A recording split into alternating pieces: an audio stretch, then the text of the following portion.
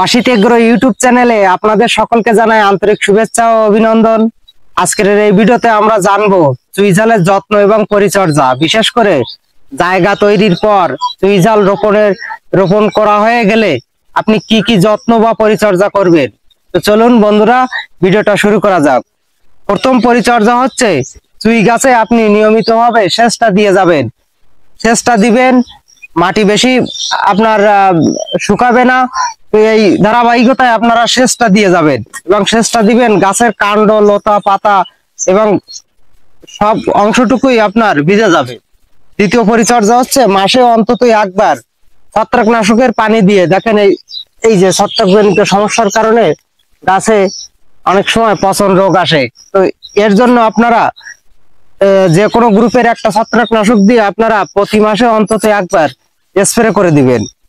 তো আরো একটা পরিচর্যার কথা বলি, যে এখন তো তীব্র গরমে আপনাকে মালচিং তো অবশ্যই করতে হবে, এবং সেই মালচিংটা যদি হয় কচুরিপানা, তাহলে জৈব সার ভবিষ্যতে জৈব সারে রূপান্তরিত হয়ে যাবে। এবং এখন তো মালচিং অর্থাৎ তীব্র গরম, এই যে তালপাতা দেওয়ার একটাই কারণ যে মার্চ এপ্রিল মাস তীব্র গরম, এই গরমে গাছকে রক্ষা করার জন্য কিন্তু এই তালপাতা দেওয়া।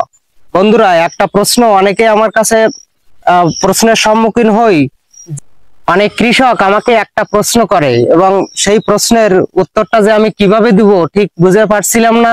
তো অনেক ঘেটাঘাটির পর দেখলাম এখান থেকে 2 বছর আগে আমার একটা ভিডিও করা ছিল। প্রশ্নটা ছিল এই যে আমার তো পর্যাপ্ত জৈব সার নেই, তো এখন চারাগুলো রোপণ করি, পরবর্তীতে আমি জৈব সার দিব। তো ঠিক আমিও এই প্রসেসে কোনো এক সময় করা ছিল এই চাষাবাদ। তো আপনারা সরাসরি সেই ভিডিওটা আপনাদের দেখাবো। এবং যে সকল বন্ধুরা ভাবছেন যে চুইঝাল রোপণের পর জৈব সার দিবেন, তাদের জন্য কি কি সমস্যা হতে পারে, তো চলুন বন্ধুরা সেই ভিডিওটা দেখে আসা যাক। সুপ্রিয় দর্শক শ্রোতাবৃন্দ, আপনাদের আজকে একটা প্রবলেমের কথা আমি শেয়ার করব, এবং এই প্রবলেমগুলো চুইঝাল যারা করতে ইচ্ছুক বা করেছেন তারা তো বুঝতেই পারবেন, আর যারা নতুন আছেন তাদের উদ্দেশ্যে আমি কিছু কথা বলি। বিষয়টা হচ্ছে এরকম যে দেখেন, এই গাছগুলো লাগানো হয়েছিল এখান থেকে 3 মাস আগে। তো পাশেই দেখতে পাচ্ছেন বেগুন আছে আমার, আমি সাথী ফসল হিসেবে পাশ দিয়ে বেগুন করছি, এটা একটা ঘেরের রাস্তা। তো বিষয়টা হচ্ছে এই, অনেকেই চুই লাগাতে ইচ্ছুক, কিন্তু আমাকে বলে যে জৈব সার নাই বা উপযুক্ত যে এর যে সারগুলো, মূলত খাবারগুলো অনেকের কাছে থাকে না, বলে যে আমার উপযুক্ত অতভাবে সার নাই। তো আমারও ছিল না। তো আমি এখান থেকে প্রায় 70-80টি গাছ মানে খালি মাটিতে লাগায় রাখছিলাম, ভাবিলাম যে পরবর্তীতে আমি সার দেবো।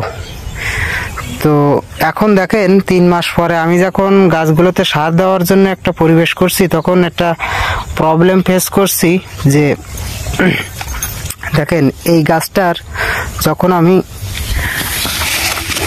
এই গোড়াটা, এই যে আমার মাটির লেভেল, এখান থেকে আমি চতুর সাইডে গর্ত করছি।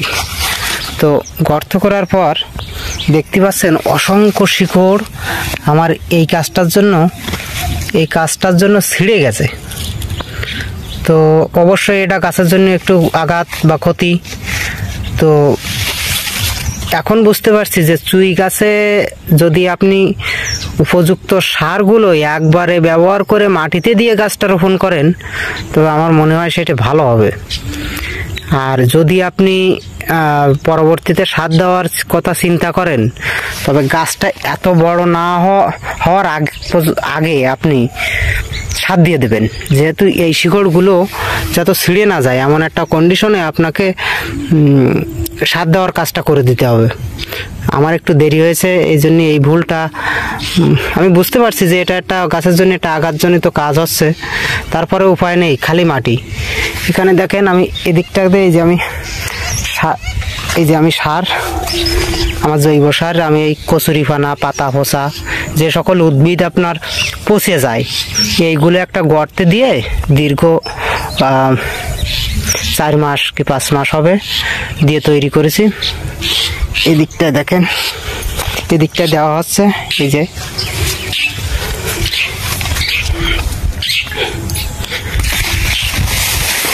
এদিকটা দেখেন,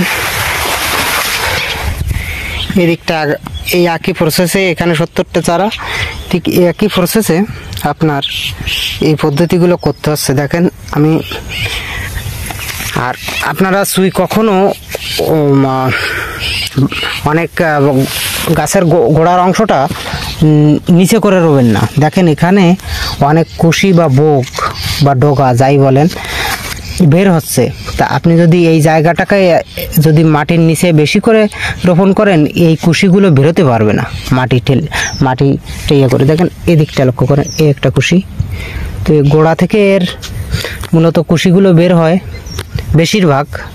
মানে ডাল থেকেও বেরোবে, এই যে ডাল থেকেও বেরোচ্ছে, কিন্তু গোড়ার কুশিগুলো আপনার যত বেরোতে পারে এমন যদি নিচু করে লাগান, তবে আপনি লাগাবেন শীতকালে, আর আপনাকে বর্ষাকালে অবশ্যই একটু উঁচু করে লাগাতে হবে। নিচু করে বলতে আপনি একটু গর্তের ভিতরে উঁচু করে লাগাতে হবে। এই যে গর্ত থেকে নিচু করেই লাগাবেন, কিন্তু গাছের গোড়াটা যেন উঁচু থাকে। তো এই প্রবলেমটা আপনাদের বলার চেষ্টা করলাম যে কখনোই আপনারা গাছে যে জৈব সার দেবেন, যথাসম্ভব চেষ্টা করবেন গাছ রোপণের আগেই পর্যাপ্ত জৈব সার ব্যবহার করে তারপর গাছটা রোপণ করতে, কারণ পরবর্তীতে ওইভাবে সারটা দেওয়া যায় না। কারণ এর শিকড়গুলো আমার মনে হয় গুচ্ছমূলই হবে, যেরকম ধান গাছের গুচ্ছমূল, অসংখ্য আপনার শিকড়, এরকম গুচ্ছমূল ঝোপ আকারে কিছুটা শিকড়। তো এটা ছিঁড়ে যাওয়া অবশ্যই গাছের জন্য খুব ক্ষতিকর। তো আপনারা বাস্তবে যে সকল কৃষক করবেন তখন তো তাদের অভিজ্ঞতা হয়েই যাবে, আমি যেটা বলতে চাচ্ছি। কিন্তু যারা নতুন উদ্যোক্তা বা নতুন চাষিরা, তাদের জন্য এই ভুলটা অবশ্যই, আমার মনে হয় আমি যে ভুলটা করেছি, তাদের জন্য অবশ্যই এই ভুলটা মাথায় রেখেই কাজটা করলে ভালো হবে।